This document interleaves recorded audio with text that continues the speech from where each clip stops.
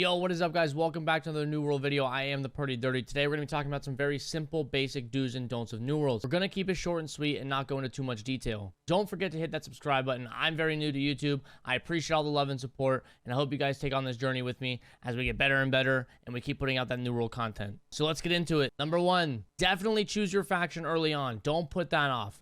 When you choose your faction, you gain access into the faction store, which gives you armor, perks, gems, all sorts of good stuff. And you only are able to gain the better gear and equipment if you're increasing your faction rep by doing those PvP quests, by doing the normal quests. Don't put that off because there are very good things in there that you should have access to. Number two, utilize your storage when you're going on different gathering runs or you're questing. Being encumbered in New World is super annoying, and you can prevent that by utilizing your storage in all the different towns. So before you go out on your gathering runs or going out on your quests, dump all the unnecessary things into your town storages. Just keep in mind that each town storage runs off of a different inventory. So if you're in Everfall and you're going to First Light, know that your inventory will not transfer from those storage units. Number three is work up your professions. Professions are very, very important in New World. Being able to craft your own gems rather than having to buy them off the trading post is super nice. And some of those gems are required for your roles. If you're tanking, you need the taunt gem. So it'd be really helpful if you can able to craft those on your own, craft potions, food, and also being able to craft your own armor gives you access to be able to put on your own perks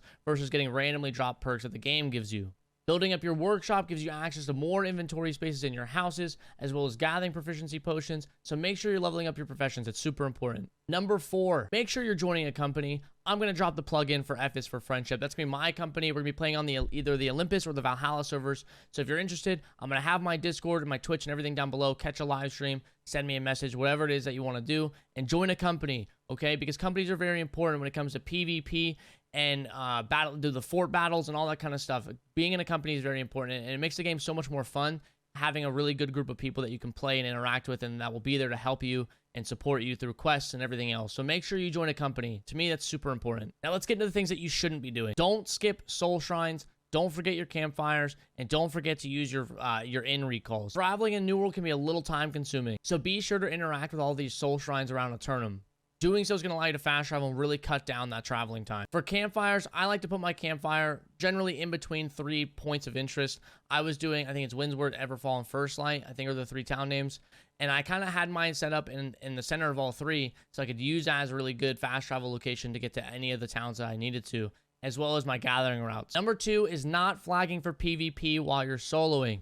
PvP in New World is very difficult, and people do it in very big groups. Sometimes an entire company will be out completing PvP quests to gain control over a territory, etc. So unless you're going with a big group or your own company, I wouldn't recommend flagging for PvP on your own. It's going to be very, very difficult, and you're probably going to die a lot. Number 3, don't ignore your armor types and the buffs that you get for each specific armor type. So talking about light, medium, and heavy armor.